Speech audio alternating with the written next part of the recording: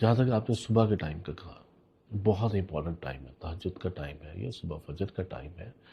اور اس سے سکون کا بہت گہرا تعلق ہے، کیونکہ یہ بہت قیمتی ٹائم ہے۔ جب ہم اپنی تہجد ادا کرتے ہیں یا ہم اپنی فجر کی نماز ادا کرتے ہیں، تو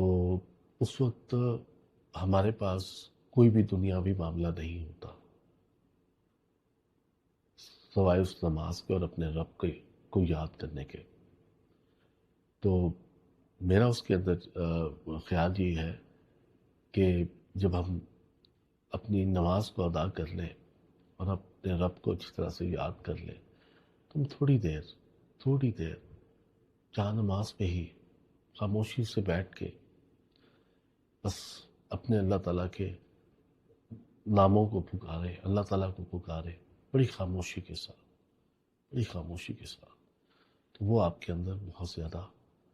سکون پیدا کرے گی، کیونکہ وہ ٹائم ہے ہی ایسا۔ ہر ٹائم ویسے تو بہت اچھا ہے، لیکن وہ ٹائم ایسا ہے، صبح کا ٹائم،